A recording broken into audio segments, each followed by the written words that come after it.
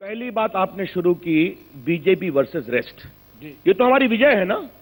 एक समय कांग्रेस के खिलाफ सभी गोल बंद होते थे, आज बीजेपी के खिलाफ सभी आ रहे हैं। मतलब जनता में बीजेपी की साख बढ़ी है, इसलिए बाकी लोग अपनी साख बचाने के लिए साथ आ रहे हैं। ये तो हमारी विजय है। पहली बात मैं ये कहना चाहूंगा, विपक्ष का पूरा सम्मान है। ये जितने भी ये 44 हो गए, इनको विचार करना है 44 क्यों हो गए। भारत पर 58 साल राज किए। आप भी 2 रह गए। अच्छा एक मिनट, ठीक है। और वो जिस दिन बिहार आया उस दिन हम केरल में कमल खिल रहा था, ये भी आपको मालूम है। अब बिंदा जी को तय करना है कि बंगाल में और केरला में उनका क्या होने वाला है, बाकी देश में क्या स्थिति वो जानेंगे। आपने बात की टॉलरेंस की। हिंदुस्तान की मिट्टी टॉलरेंट है, हिंदुस्तान के संस्कार संस्कृति टॉलरेंट है। और मैंने संसद में कहा था और आज यहां कह रहा हूं, जितना यह देश हिंदुओं का है उतना ही मुसलमानों का है, उतना ही क्रिश्चियन का है, उतना ही आदिवासियों का है। लेकिन हमें चिंता तब होती है कि जब ये हार जाते हैं, जब इनका सफाया हो जाता है, तो वृंदा जी से जुड़े हुए कुछ बहुत ही तेज बुद्धिजीवी जो कुछ सीपीएम के कार्ड होल्डर हैं, वो शुरू करते हैं भारत इंटॉलरेंट हो गया। नहीं, एक मिनट मुझे बोले दीजिए, मैंने कुछ नहीं कहा आपको। और ये लोग 10 साल खामोश रहते हैं। 2G होता है, कोयला घोटाला होता है तो खामोश रहते हैं। जब कश्मीर में पंडितों के खिलाफ अत्याचार होता है तो खामोश रहते हैं। एकाएक वो शुरू करते हैं कि देश इंटॉलरेंट हो गया। गलत बात है। I did disturb you, will you kindly keep quiet now. तो मुझे बोले दीजिए ना, आप ये इंटरेस्टेड क्यों हो रहा है? ठीक है, उनको बात नहीं पच रही है, मालूम है। ये जो जितने बुद्धिजीवी स्टेटमेंट दिए, क्या ये सही नहीं है कि इन लोगों ने 2014 के चुनाव के पहले एक पब्लिक स्टेटमेंट दिया था कि नरेंद्र मोदी को प्रधानमंत्री नहीं बनना चाहिए? हमको चिंता उस पर है। राजदीप जी, आज इस मंच से हम ईमानदारी से कहना चाहते हैं, अगर किसी को ईमानदारी से शिकायत है, हम बातचीत करने को तैयार हैं। संविधान हमारा कमिटमेंट है, सबकी हम चिंता करेंगे। लेकिन ऐसे कुछ लोग जिनके राजनीतिक आका चुनाव में हार गए, वो अब अपनी बौद्धिकता की कसौटी पर हमें इंटॉलरेंट का पाठ पढ़ाते हैं, तो हमें उनके टॉलरेंस पर चिंता होती है। ये मैं कहना चाहता हूं। लेकिन आप लोगों पर इतने गुस्सा हो क्या? इतने गुस्सा क्यों हो रहे हैं? क्या गुस्सा है?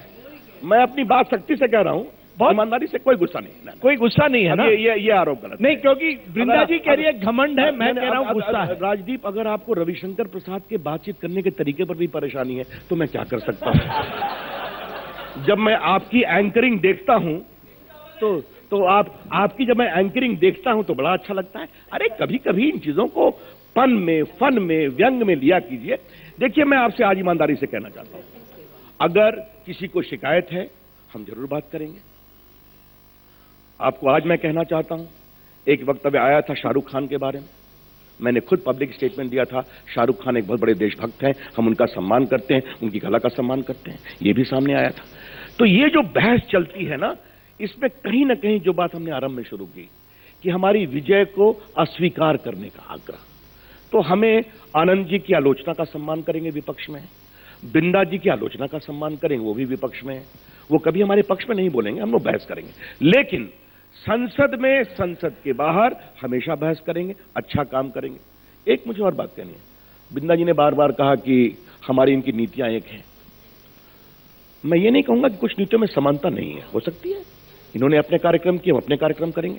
लेकिन ये बात ईमानदारी से कहेंगे कि हमारी सरकार में 2G घोटाला नहीं होता है, हमारी सरकार में कोयला घोटाला नहीं होता है, हमारी सरकार में ईमानदारी से काम होता है। आज आप संचार भवन आइए, ये बात मैं बहुत दावे से करूंगा, संचार भवन में आपको कोई भी बिचौलिया नहीं मिलेगा, सारे काम ईमानदारी से हो रहे हैं। हम करेंगे और करते रहेंगे, ये हम बहुत विश्वास के कहना चाहते हैं। देखिए, मुझे आनंद जी से एक अंतिम आग्रह करना है, आनंद जी से अंतिम आग्रह करना है। मेरे बड़े अच्छे दोस्त हैं, हम लोग बहुत हंसी मजाक भी करते हैं।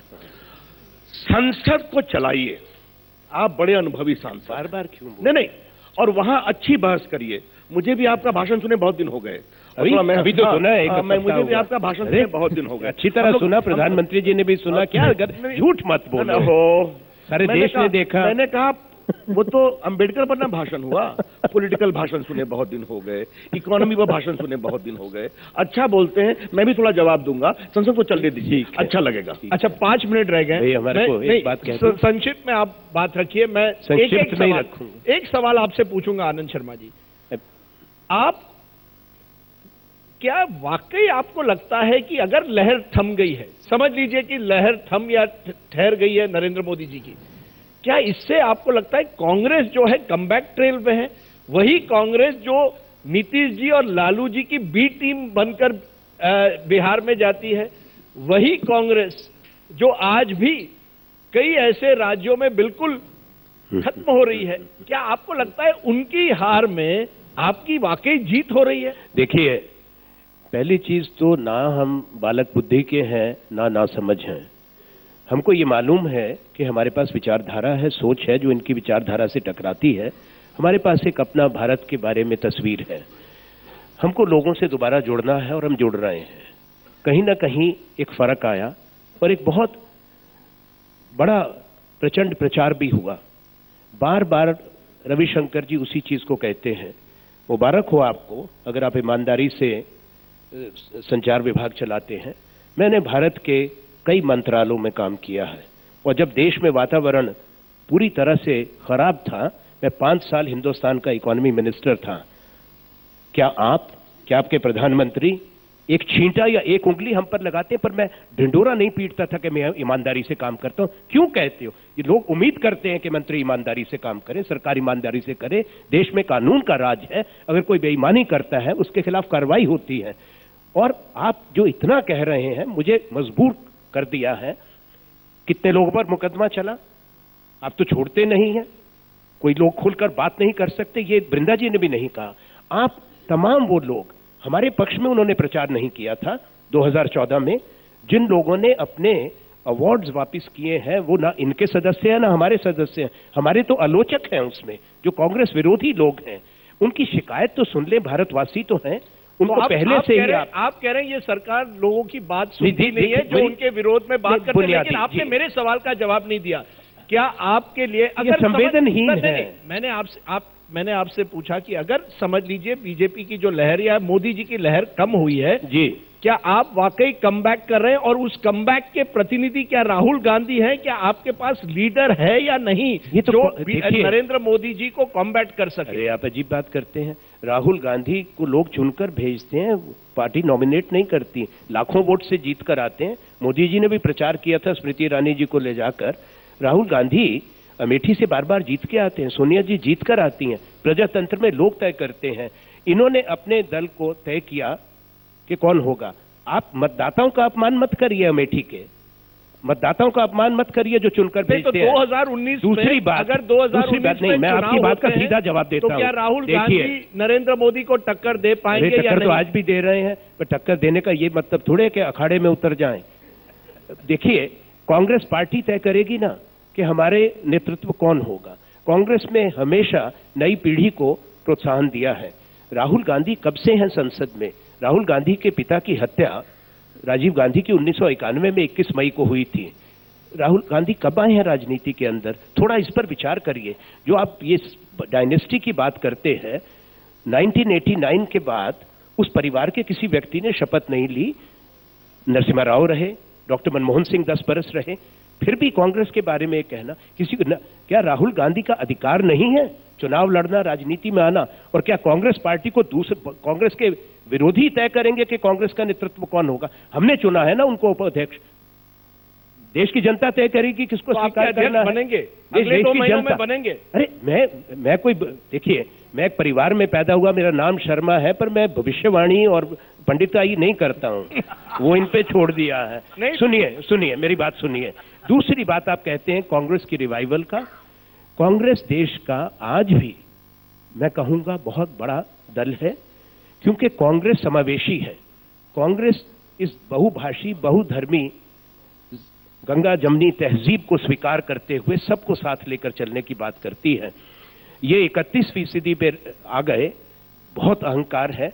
हम हारे हैं, पर जो हिंदुस्तान के 12 करोड़ लोगों ने फिर भी वोट दिया था। अभी आपका ही सर्वे आया था पीछे, वैसे सर्वे तो मुझे मालूम है कैसे होते हैं, पर 23-24% पे आप हमको ले आए हैं। इनको 31 पर स्थिर रखा है। स्पॉट रनिंग कर रहे हैं सरकार, वो जो ट्रेडमिल वाली, वहीं पर दौड़ रहे हैं, आगे कुछ हो नहीं रहा। आप उनको अभी भी 31 पर आपने फ्रीज फ्रेम कर दिया। अरे 31 से 25 से भी नीचे गिर चुके हैं। मैं वास्तविकता की बात कर रहा हूं। अब उसका आपका अगर इंडेक्स गिर रहा है, आपकी लोकप्रियता कम हो रही है, गलतफहमी का शिकार मत रहे। आनंद जी, हम आएंगे वापस। We have exactly 2 minutes. आपको 30 सेकंड्स में दे रहा हूं, 30 सेकंड्स।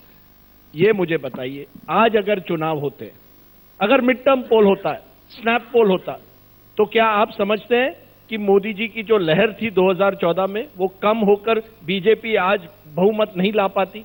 क्या आप समझते हैं कि वाकई आप समझते हैं वृंदा जी कि एक ऐसी स्थिति आ गई है जहां विपक्ष जो है अब बीजेपी पर भारी हो गया है? सच जवाब दीजिए, क्या जो बिहार में हुआ आपको लगता है देश भर में हो सकता है? देखिए, मैं उस जवाब से एक ही बात से दे सकती हूँ। बिहार के लास्ट फेज चुनाव में बिहार की तमाम अखबारों में मोदी जी की तस्वीर रिप्लेस किया गया। किससे रिप्लेस किया गया? गौ माता से।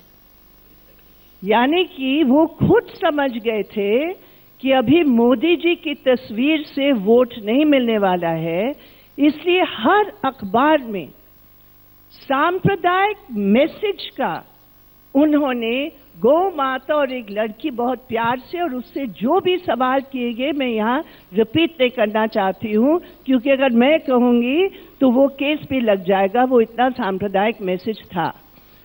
तो प्रॉब्लम क्या है?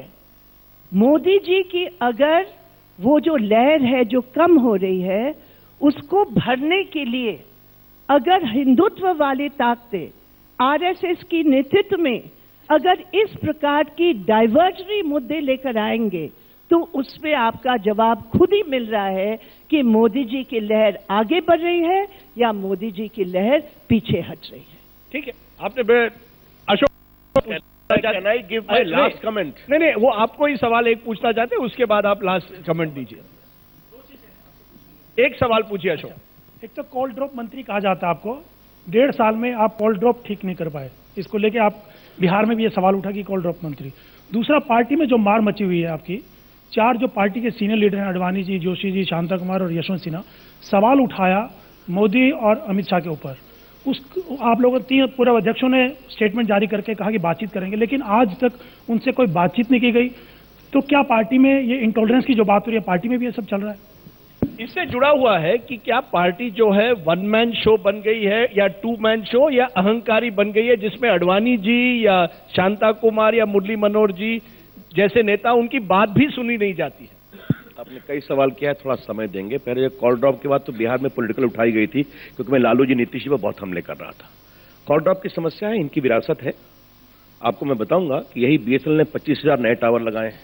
इन बड़ी बड़ी कंपनियों से कोई हिसाब नहीं पूछता था, आज एवरी फोर्टनाइट हम मॉनिटर कर रहे हैं। दिल्ली में उन्होंने 2200 नए टावर लगाए हैं, देश भर में 3 महीने में 14,000 नए टावर लगाए हैं। कॉल ड्रॉप कम हुआ है और करने की जरूरत है, और ये बात मैं सख्ती से इसलिए कर पा रहा हूं कि मैं ईमानदारी से काम करता हूं, उनके सख्ती से हिसाब कर रहा हूं। और आज वो आपके वोडाफोन के सीईओ ने पब्लिकली माफी मांगी कि हमसे गलती हुई है, बाकी कंपनी के लोगों ने कहा हमसे गलती हुई है, हम सुधार रहे हैं, सुधार की दिशा में और सुधरेंगे, क्योंकि ये काम सख्ती से हो रहा है। अब आपने बात की हमारे नेताओं के बारे में, उन्होंने अपनी एक बात कही थी, हमारे अध्यक्ष जी ने उनसे बात की, मोदी जी ने बात की, हमारे वरिष्ठ हैं अडवाणी जी, वरिष्ठ हैं जोशी जी, हम सब सहमति से चर्चा करते हैं, पार्लियामेंट्री बोर्ड में बैठते हैं, वर्किंग कमेटी में चर्चा होती है, फॉर्मल इनफॉर्मल लेवल पर चर्चा होती है। तो हमारे यहाँ किसी को कोई इग्नोर करने का सवाल नहीं उठता है। एक सबों का मार्गदर्शन लेंगे, जो वरिष्ठ है उनका आशीर्वाद लेंगे, हम लोग मिलकर काम करेंगे। और इसलिए समस्या है कि हमारे यहाँ नेता एक परिवार से नहीं आता, ये एक सतत प्रक्रिया है। मैंने भी अपना काम शुरू किया था पटना कॉलेज के कार्यकर्ता के रूप में, विद्यार्थी परिषद, आज राष्ट्रीय स्तर पर काम करता हूं। मोदी जी एक गरीब परिवार में पैदा हुए, वो अहमदाबाद के संगठन मंत्री से आज भारत के प्रधानमंत्री हैं। तो हमारे यहाँ परिवार से नेता नहीं आता है, आस्ते आस्ते हमारा संगठन आगे बढ़ाता है। बड़े आशीर्वाद कह दिया, मैं मेरे परिवार में कोई राजनीति में नहीं, हम भी यहाँ तक आए हैं। आनंद जी, क्या वजह है कि जब भी वो परिवार वर्ड यूज करते हैं आप बड़े गुस्सा हो जाते हैं? मैं गुस्सा कहाँ हूँ? क्या है इस परिवार? अरे मैं सुनिए राजदीप, क्योंकि अगर आपने ये बात कह ही दी है, अगर ये बात कही दी, परिवार से दोनों आते हैं, ये संघ परिवार से आते हैं, और जिस परिवार पे, जिस परिवार पर आपने, जिस परिवार पर आपने निशाना लगाया, उस परिवार की भी 5 पीढ़ियों ने कहा है। इनके पास कोई एक परिवार तो हो जिसकी 2 पीढ़ी ने भी कुर्बानी दी हो। आपको इतिहास तो नहीं ना मिटा सकते। मैं आपको सम्मान करूं, इंटरप्ट नहीं कर रहा था, अब जरा मुझे अपनी बात आपको इंटरप्ट करने का समय आ गया ना। क्योंकि आपने कहा तो सरदार पटेल के बच्चे कहाँ हैं, राजेंद्र प्रसाद के बच्चे कहाँ हैं, इसका जवाब देना पड़ेगा। अरे अरे मैं नहीं बोल, एक मिनट, अब आपने बहुत कहा टॉलरेंस की बात, तो मैंने संसद में कहा था, आज तक के मंच पर कहना चाहता हूं, सरदार पटेल मरे 1950 में, उनको भारत रत्न मिला 1991 में, क्यों? मौलाना आजाद मरे 1959 में, उनको भारत रत्न मिला क्यों 1992 में?